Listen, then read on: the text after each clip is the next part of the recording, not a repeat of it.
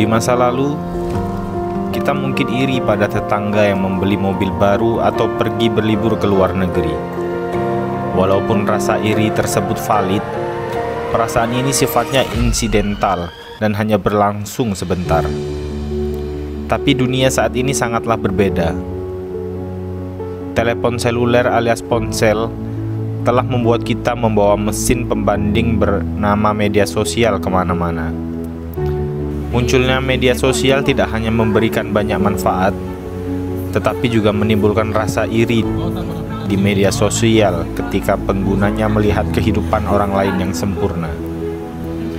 Meskipun sebenarnya belum tentu sesempurna yang terlihat di permukaan. Menurut filsuf kuno Aristoteles, iri hati adalah rasa sakit terhadap nasib baik atau keberuntungan orang lain.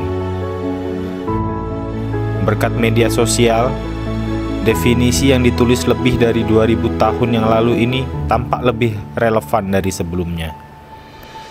Seperti yang mungkin sudah diduga banyak orang, penelitian telah menunjukkan bahwa pengguna media sosial mengunggah informasi yang diinginkan secara sosial untuk menampilkan citra diri mereka yang lebih baik kepada orang lain. Dan media sosial memungkinkan pengguna untuk secara cermat memilih informasi yang mereka bagikan. Hal ini dapat membuat kita membandingkan diri dengan orang lain.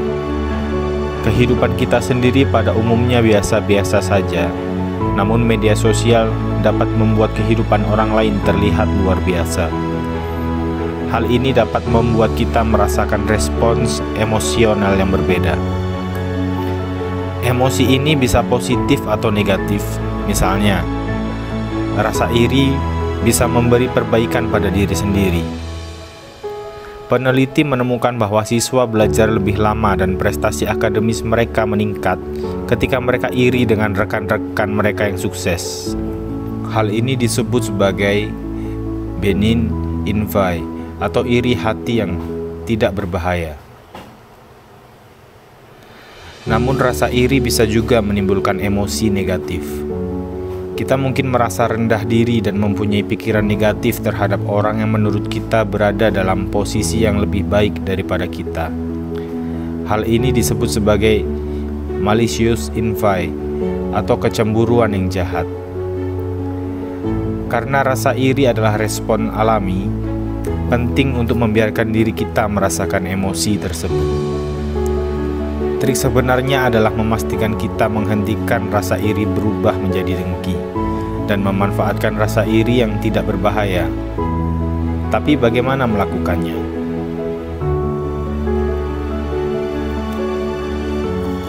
Yang pertama, akui bahwa kita iri.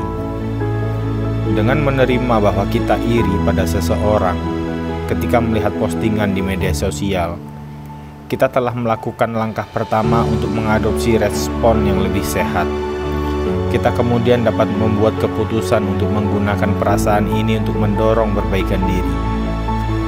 Pergeseran perspektif ini dapat membantu kita mendapatkan gaya hidup atau objek yang awalnya membuat kita iri karena termotivasi untuk meraihnya. Kedua, ikuti dan berhenti mengikuti. Cobalah mengidentifikasi panutan serta orang-orang yang harus dihindari atau berhenti diikuti. Teladan dapat berupa siapa saja yang mendorong rasa iri hati dan mendorong keinginan untuk menjadi lebih baik. Ini bisa berupa teman, keluarga, atau selebriti. Mengidentifikasi orang-orang yang membuat kita iri hati juga sama pentingnya. Berhenti mengikuti akun media sosial orang-orang ini mungkin bermanfaat. Anggap aja seperti ini. Kita mungkin meminum minuman tertentu karena minuman tersebut membuat kita merasa bahagia atau bersemangat. Di sisi lain, kita mungkin mendapati beberapa minuman membuat kita mual atau kembung, sehingga kita menghindari minuman tersebut. Hal yang sama juga berlaku untuk penggunaan media sosial. Jika ada sesuatu yang mendorong kita untuk berkomentar negatif, cobalah mengambil langkah untuk menghindarinya, seperti berhenti mengikuti atau mematikan notifikasi unggahan. Dan yang terakhir, praktekkan kewajaran. Seperti di banyak bidang kehidupan, menggunakan media sosial secara wajar adalah kuncinya. Meskipun kita terkadang mengambil inspirasi dari unggahan media sosial, kita juga bisa berharap atas keburukan orang di seberang ponsel. Oleh karena itu, penting untuk mewaspadai kedua jenis rasa iri ini dan menyalurkan energi kita untuk perbaikan diri daripada perasaan negatif atau jahat.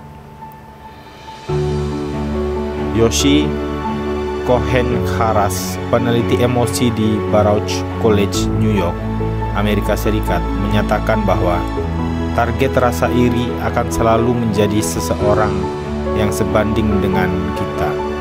Jadi ingat, jika kamu merasa iri pada seseorang, kemungkinan besar orang tersebut juga mempunyai situasi yang sama denganmu, baik hal tersebut terpampang di media sosialnya atau tidak.